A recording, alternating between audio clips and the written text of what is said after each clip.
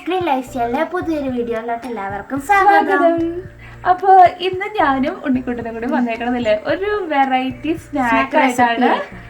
അപ്പൊ നമ്മുടെ സ്നാക്ക്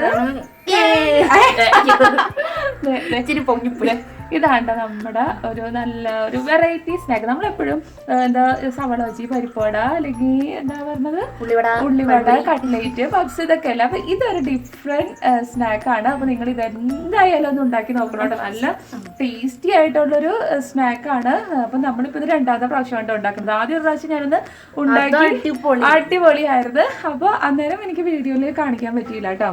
അപ്പോൾ ഇതേ ഇപ്പൊ നമ്മളിതൊക്കെ കാണിക്കാനുണ്ട്, ഇത് എങ്ങനെയാ ചെയ്തതെന്നൊക്കെ കാണിക്കാനുണ്ട്.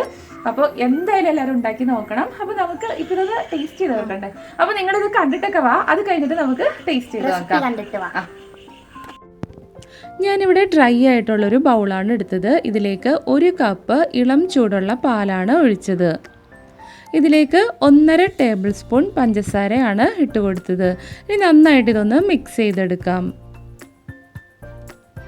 1/4 ടീസ്പൂൺ ഇൻസ്റ്റൻറ്റ് ഈസ്റ്റാണ് ഇതിലേക്ക് ഇട്ട് കൊടുത്തത്. ഇനി ഇത് നന്നായിട്ടൊന്ന് മിക്സ് ചെയ്തെടുക്കാം. ഇപ്പോൾ ഇത് നന്നായിട്ട് മിക്സായിട്ട് വന്നിട്ടുണ്ട്. ഇത് നമുക്ക് ഒരു 10 മിനിറ്റ് സമയം ഇതൊന്ന് അടച്ചു വെക്കാം. ഇപ്പോൾ ഇതൊരു 10 മിനിറ്റ് ആയിട്ടുണ്ട്. കണ്ടോ, നന്നായിട്ടൊക്കെ പതഞ്ഞ് വന്നിട്ടുണ്ട് കേട്ടോ മുകളിൽ. അപ്പം നല്ല ഈസ്റ്റ് ആണെങ്കിലാണ് ഇങ്ങനെ പതഞ്ഞ് വരണത് കേട്ടോ. അപ്പോൾ ഇനി ഇതിലേക്ക് 2.5 കപ്പ് മൈദയാണ് ഞാൻ ഇട്ട് കൊടുക്കുന്നത്. നിങ്ങൾക്ക് വേണമെന്നുണ്ടെങ്കിൽ ഗോതമ്പ് പൊടിയും ഇട്ട് കൊടുക്കാം കേട്ടോ. പക്ഷെ ടേസ്റ്റ് കൂടുതൽ മൈദ കൊണ്ട് ഉണ്ടാക്കുമ്പോഴാണ് കേട്ടോ. ഇതിലേക്ക് 3/4 ടീസ്പൂൺ ഉപ്പാണ് കേട്ടോ ചേർത്ത് കൊടുത്തത്. 1.5 ടേബിൾ സ്പൂൺ സൺഫ്ലവർ ഓയിൽ ഞാൻ ഈ ഒരു ബൗളിലെടുത്ത് ഈ അരികിലൊന്ന് വെച്ചിട്ടുണ്ട്. ഇനി നമുക്ക് കൈ ഉപയോഗിച്ച് ഇത് നന്നായിട്ടൊന്ന് കുഴച്ചെടുക്കാം. അപ്പോൾ ഇതിങ്ങനെ കുഴച്ച് വന്നപ്പോൾ ഇത് കണ്ടതിന് കുറച്ച് പാലിൻ്റെ കുറവുണ്ട്. അപ്പോൾ ഞാനൊരു 1/4 കപ്പ് ഇളം ചൂടുള്ള പാൽ കൂടി ഇതിലേക്ക് എടുത്തിട്ടുണ്ട്. അതിൻ്റെ പകുതിയാണ് ഞാനിപ്പോൾ ഇതിലേക്ക് ഒഴിച്ചത് കേട്ടോ.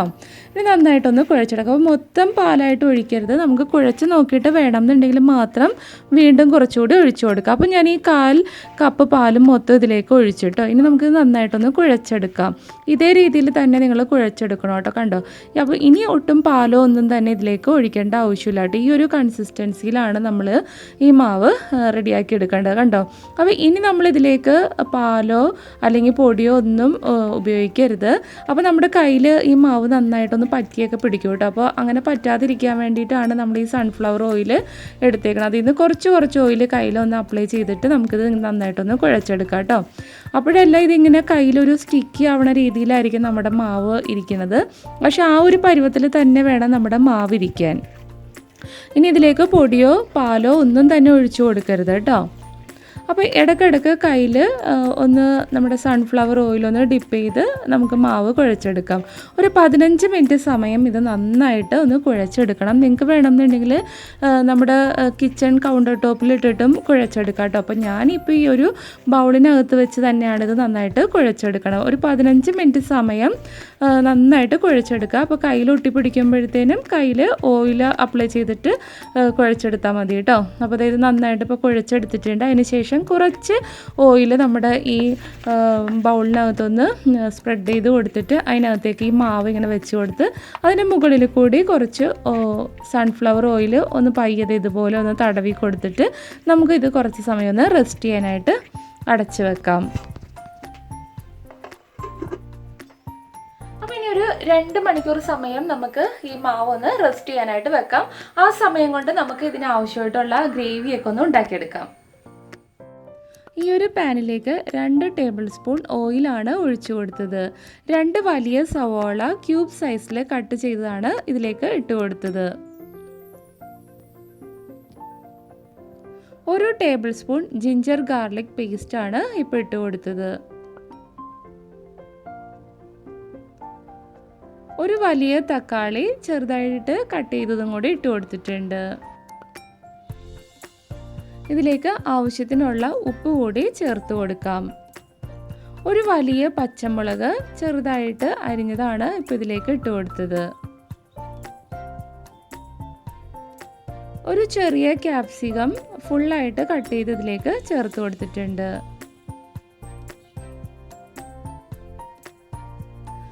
1/4 ടീസ്പൂൺ മഞ്ഞൾപ്പൊടിയും 1/2 ടേബിൾ സ്പൂൺ എരിവുള്ള മുളക് പൊടിയുമാണ് ഇതിലേക്ക് ചേർത്ത് കൊടുത്തത്.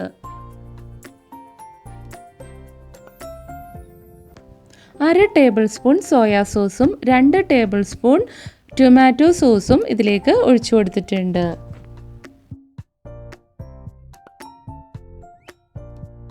1 ടീസ്പൂൺ മല്ലിപ്പൊടിയും 1/4 ടീസ്പൂൺ ഗരം മസാല പൗഡറും 1/4 ടീസ്പൂൺ കുരുമുളക് പൊടിയും കൂടി ഇതിലേക്ക് ചേർത്തിട്ടുണ്ട്. ഞാനിവിടെ ഒരു 3 മുട്ട പുഴുങ്ങി എടുത്തിട്ടുണ്ട്. അപ്പോൾ ആ മുട്ട ഇതിലേക്ക് 2ആയിട്ട് കട്ട് ചെയ്ത് ഇട്ട് കൊടുത്തിട്ടുണ്ട്. ഈ സമയം നമുക്ക് അടപ്പ് ഓഫാക്കിയേക്കാം. ഇനി നമുക്ക് ഈ ഗ്രേവി എല്ലാം ഈ മുട്ടയുടെ മുകളിലേക്ക് ഒന്ന് എടുത്തിങ്ങനെ വെക്കാം കേട്ടോ. അപ്പോഴാണ് നമ്മുടെ മുട്ടയുടെ അകത്ത് ഈ മസാലയുടെയൊക്കെ ആ ഒരു ഫ്ലേവറൊക്കെ നന്നായിട്ട് കയറുള്ളൂ കേട്ടോ. അപ്പോൾ ഇങ്ങനെ വെച്ചതിന് ശേഷം നമുക്കിത് അടച്ച് വെച്ചേക്കാം.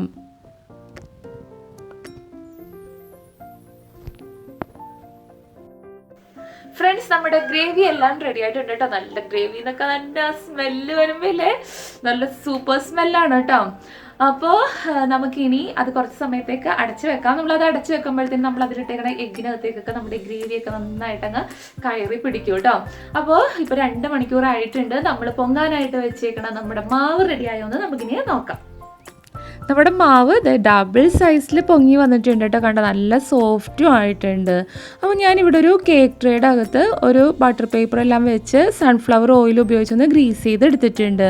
അപ്പോൾ ഇനി നമുക്ക് ഈ മാവ് ഒന്ന് ഇതുപോലെ ഒന്ന് കുഴച്ചെടുക്കാം കേട്ടോ. അതെ, ഈ രീതിയിൽ തന്നെ നിങ്ങൾ കുഴച്ചെടുക്കണം കേട്ടോ. അപ്പോൾ നമ്മുടെ കയ്യിൽ ഇത് സ്റ്റിക്കി ആയിട്ട് ആവണമുണ്ടെന്നുണ്ടെങ്കിൽ നമ്മൾ നേരത്തെ എടുത്ത് വെച്ച ആ ഓയിലുണ്ടല്ലോ, സൺഫ്ലവർ ഓയിൽ ഈ ബൗളിൽ എടുത്തിട്ടുണ്ടല്ലോ, അതിൽ കൈ ഒന്ന് മുക്കി ഇതേ രീതിയിൽ ഒന്ന് കുഴച്ചെടുക്കണം കേട്ടോ. അതെ, അതിനുശേഷം കയ്യിലെടുത്ത് വെച്ചിട്ട് ഇങ്ങനെ താഴത്തേക്ക് ഇങ്ങനെ ഒന്ന് മടക്കി കൊടുക്കണം കേട്ടോ. ചുറ്റി ഇങ്ങനെ ചെയ്ത് കൊടുക്കണം. അപ്പോൾ ഒരു 10 മിനിറ്റ് സമയം നമ്മളിത് വീണ്ടും ഒന്ന് കുഴച്ചെടുക്കണം. അപ്പോൾ കയ്യിലാവാതിരിക്കാൻ വീണ്ടും കയ്യിൽ കുറച്ച് ഓയിൽ ഇങ്ങനെ അപ്ലൈ ചെയ്ത് ഇതിങ്ങനെ കുഴച്ചെടുക്കണം കേട്ടോ. ഇപ്പോൾ ഞാനിതൊരു 10 മിനിറ്റ് സമയം കുഴച്ചെടുത്തിട്ടുണ്ട്. അതിനുശേഷം നമുക്കിതൊന്ന് 2ആക്കി കട്ട് ചെയ്തെടുക്കാം. കണ്ടോ, 2 ബോളാക്കി എടുത്തിട്ടോ. സമം ആയിട്ടാണ് എടുത്തേക്കണത്. ഇനി വീണ്ടും ആ ഓരോന്നും ഇതുപോലെ ഒന്നും കൂടി ഒന്ന് ഇങ്ങനെ കുഴച്ചെടുക്കണം കേട്ടോ. അതിനുശേഷം നമുക്കിത് ഈ ട്രേയുടെ അകത്തേക്ക് വെച്ചിട്ട് ഇങ്ങനെ ഒന്ന് ചെയ്ത് കൊടുക്കാം. കൈ കൊണ്ട് ഇതുപോലെ ഒന്ന് ചെയ്ത് കൊടുക്കാം. അപ്പോൾ നിങ്ങളൊരു വലിയ പാത്രത്തിൽ തന്നെ വെക്കണം കേട്ടോ. ചെറിയ പാത്രത്തിൽ വെക്കരുത്, വലിയ പാത്രത്തിൽ തന്നെ വെക്കണം. എന്നാലാണ് ഇത് ബേക്ക് ചെയ്തിട്ട് വരുമ്പോൾ കറക്റ്റായിട്ട് ഇരിക്കുകയുള്ളൂ. ഇനിയിപ്പോൾ കൈ കൊണ്ട് ചെയ്യാൻ പാടാണെന്നുണ്ടെങ്കിൽ ഇതുപോലെ ഒരു കയ്യിൽ ഉപയോഗിച്ച് കയ്യിൽ ഓയിലൊന്ന് തടവിയതിന് ശേഷം ഇതുപോലെ ചെയ്ത് കൊടുത്താലും മതി കേട്ടോ. ഇനി നമ്മൾ നേരത്തെ റെഡിയാക്കി വെച്ചേക്കണം ആ ഗ്രേവിയുടെ അകത്തുനിന്ന് ആ മുട്ട ഒന്ന് മാറ്റി വെച്ചതിന് ശേഷം ആ ഗ്രേവി മാത്രം എടുത്ത് നമുക്ക് ഇതിനകത്ത് വെച്ച് കൊടുക്കാം. അപ്പോൾ നിങ്ങൾ വെജിറ്റേറിയനൊക്കെ ആണെന്നുണ്ടെങ്കിൽ നിങ്ങൾക്ക് സോയ ചങ്ക്സോ അല്ലെങ്കിൽ പനീറോ ഒക്കെ കൊണ്ടുള്ള മസാല ഉണ്ടാക്കി ഇതിനകത്ത് വെച്ച് കൊടുത്താൽ മതി കേട്ടോ. ഇനിയിപ്പോൾ അതും അല്ലാന്നുണ്ടെങ്കിൽ നമ്മൾ വീട്ടിൽ എന്തെങ്കിലും മെഴുക്കുവരട്ടിയൊക്കെ ഉണ്ടാക്കിയിട്ടുണ്ടെങ്കിൽ അത് വെച്ച് കൊടുത്താലും മതി. പിന്നെ നമ്മൾ വെച്ച് കൊടുക്കണം ആ ഗ്രേവിയുടെ അനുസരിച്ചിരിക്കും ഇതിൻ്റെ ആ ഒരു ടേസ്റ്റൊക്കെ വരണത് കേട്ടോ. അപ്പോൾ ഇത് നമ്മുടെ രണ്ടാമത്തെ പീസും ഇതുപോലെ ഞാനെടുത്ത് ഈ ഗ്രേവിയുടെയൊക്കെ മുകളിലേക്ക് എടുത്ത് വെക്കാറുണ്ട് കേട്ടോ. അപ്പോൾ ആ സെയിം താഴെയുള്ള ആ നമ്മൾ ആദ്യം പരത്തിയെടുത്ത ആ ഒരു രീതിയിൽ തന്നെ ഇതിൻ്റെ മുകളിലുള്ള മാവും പരത്തിയെടുക്കണം.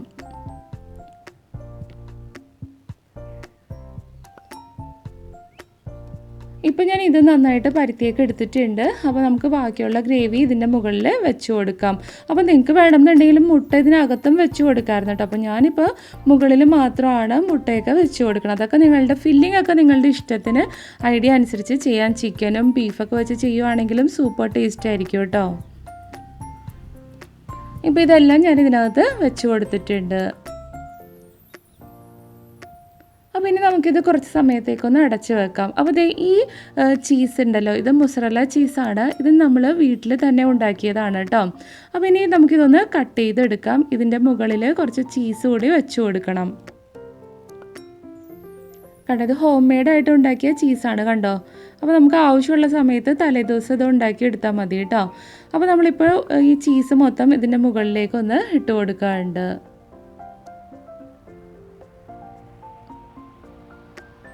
ഞാൻ ഈ ഒരു ചരുവം 10 മിനിറ്റ് ആയിട്ട് പ്രീ ഹീറ്റ് ചെയ്യാൻ വെച്ചേക്കുമായിരുന്നു. അപ്പോൾ ഫുൾ ഫ്ലെയിമിലിട്ടിട്ടാണ് പ്രീ ഹീറ്റ് ചെയ്യാൻ വെച്ചത്. അപ്പോൾ ഇതിനകത്തേക്ക് നമ്മൾക്ക് ബേക്ക് ചെയ്യാനായിട്ട് ഈ സ്നാക്ക് വെച്ച് കൊടുക്കാം. അപ്പോൾ ഇത് വെച്ചിട്ടുണ്ടെന്നുണ്ടെങ്കിൽ പിന്നെ ഏറ്റവും കുറഞ്ഞ ഫ്ലെയിമിൽ വേണം കേട്ടോ നമ്മൾ അടപ്പ് വെക്കാൻ.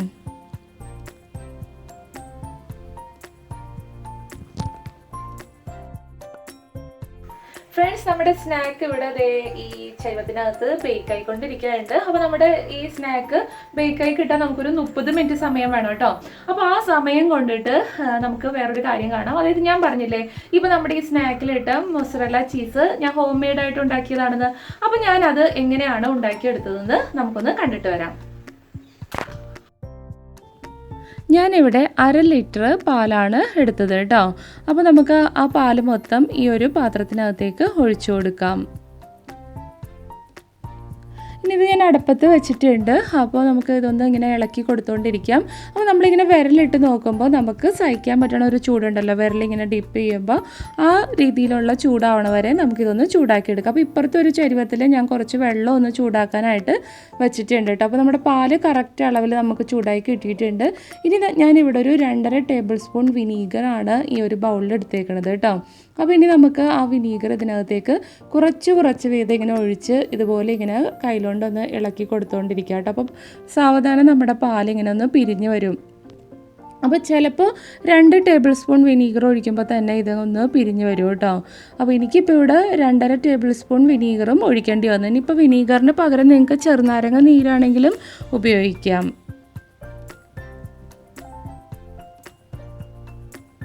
അപ്പോൾ ആദ്യം ഒന്ന് പിരിഞ്ഞ് വരാൻ സമയം എടുക്കും കേട്ടോ. ഇത് കുറച്ചൊന്ന് കഴിയുമ്പോഴാണ് ഇത് ഇങ്ങനെ ഒന്ന് പിരിഞ്ഞ് വരണത്. ഇപ്പോൾ ഇത് കണ്ടോ, ഇതിപ്പോൾ പിരിഞ്ഞ് വന്ന് തുടങ്ങി കണ്ടോ, നന്നായിട്ട് തന്നെ ഒന്ന് പിരിഞ്ഞ് വന്നിട്ടുണ്ട്. അപ്പോൾ ഇനി നമുക്കിതെല്ലാം കൂടി ഒന്നിങ്ങനെ കയ്യിലോണ്ട് അടുപ്പിച്ചിങ്ങനെ ഒരു ബോൾ പോലെ ആക്കിയെടുക്കാം. ഇതുപോലെ ഒന്നിങ്ങനെ അടുപ്പിച്ചെടുക്കാം. പിരിഞ്ഞു പോയ പാലെല്ലാം ഇതുപോലെ ഒന്നിങ്ങനെ അടുപ്പിച്ചെടുക്കാം.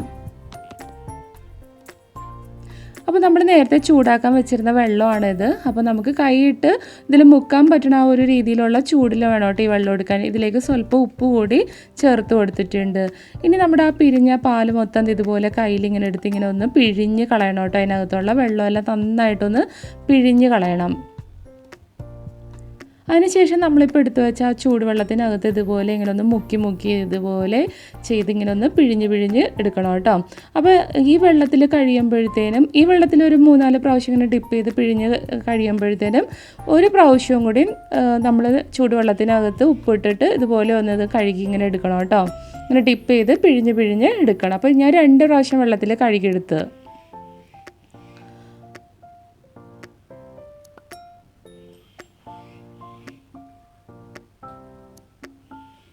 അപ്പോൾ ഇത് ഞാൻ നന്നായിട്ട് പിഴിഞ്ഞെല്ലാം എടുത്തതിന് ശേഷം വെള്ളം മൊത്തം കളഞ്ഞതിന് ശേഷം ഇതുപോലെ ഈ ഒരു കവറിനകത്ത് ഇങ്ങനെ വെച്ച് ഇങ്ങനെ ടൈറ്റ് ചെയ്തതിന് ശേഷം ഫ്രിഡ്ജിനകത്ത് വെക്കും കേട്ടോ. അപ്പോൾ 2 മണിക്കൂർ ഇങ്ങനെ ഫ്രിഡ്ജിൽ വെച്ച് നമുക്കിത് യൂസ് ചെയ്യാം.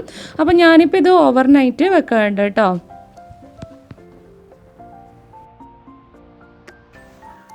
എല്ലാവരും കണ്ടില്ലേ ഞാൻ മൊസറല്ല ചീസ് എങ്ങനെയാണ് ഉണ്ടാക്കിയതെന്ന്. വളരെ സിമ്പിൾ അല്ലേ അത് ഉണ്ടാക്കാൻ. അപ്പോൾ ഇനി മൊസറല്ല ചീസൊന്നും ആരും പുറത്തുനിന്ന് പൈസ കൊടുത്ത് വാങ്ങിക്കേണ്ട ആവശ്യമില്ല കേട്ടോ. ഇത്ര പെട്ടെന്ന് നമുക്ക് വീട്ടിലുണ്ടാക്കാവുന്നതല്ലേ ഉള്ളൂ.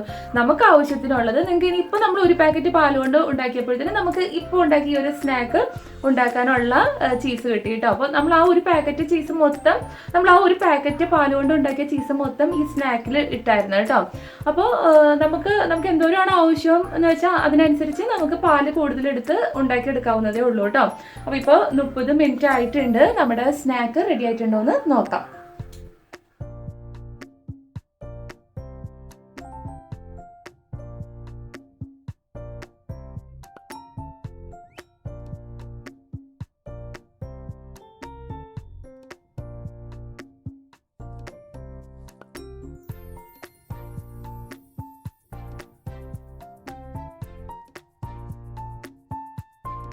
ഫ്രണ്ട്സ്, അപ്പോൾ എല്ലാവരും കണ്ടില്ലേ നമ്മൾ ഈ നമ്മുടെ വെറൈറ്റി സ്നാക്ക് എങ്ങനെയാണ് ഉണ്ടാക്കിയതെന്ന്. വളരെ സിമ്പിൾ അല്ലേ ഉണ്ടാക്കാൻ. അപ്പോൾ എല്ലാവരും ഒന്ന് ഉണ്ടാക്കി നോക്കണം കേട്ടോ. അപ്പോൾ ഇനി നമുക്ക് നമ്മുടെ ഈ സ്നാക്ക് ഒന്ന് കട്ട് ചെയ്ത് കഴിച്ചു നോക്കാം.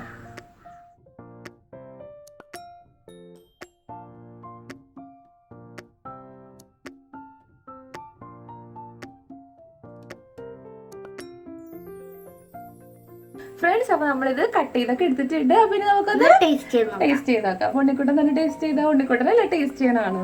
ഇതെടുത്തോ, ആ വലിയ പീസ് തന്നെ എടുത്തോ. ഇതല്ലടോ, ഇതെടുത്ത് കളയല്ലേ. അതായത് നമ്മള് ഇതിനകത്തൊക്കെ ഫില്ലിങ് വെച്ചിട്ടുണ്ടല്ലോ. നമ്മൾ ആദ്യം ഒരു ലെയർ വെച്ചിട്ട് പിന്നെ അതിന് അകത്തൊക്കെ ഫില്ലിങ് വെച്ചിട്ടുണ്ട്. സൂപ്പറാണ് അല്ലേ? ഞങ്ങള് ആദ്യത്തെ പ്രാവശ്യം ഉണ്ടാക്കിയപ്പോഴും അടിപൊളിയാണ്. അന്ന് ഒരു പരീക്ഷണമായിരുന്നേ. നല്ല സൂപ്പർ ടേസ്റ്റ് ആണ്. പിന്നെ ഇത് നമ്മള് ചിക്കൻ ഇട്ടാണ് ഉണ്ടാക്കിയിരുന്നെങ്കിൽ കുറച്ചും കൂടി ഒന്നും കൂടി ടേസ്റ്റ് അടിപൊളിയായിരിക്കും കേട്ടോ.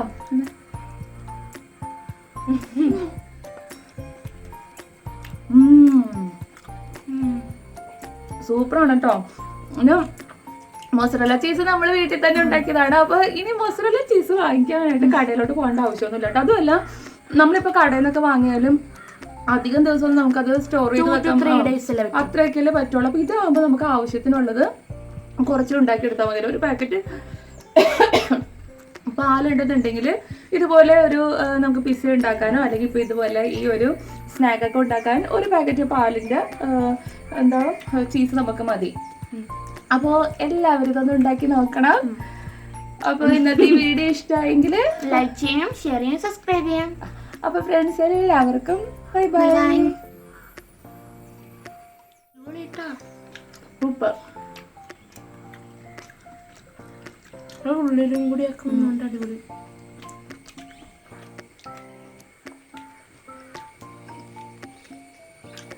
ഒരു ബർഗറിന്റെ ഒക്കെ നല്ലൊരു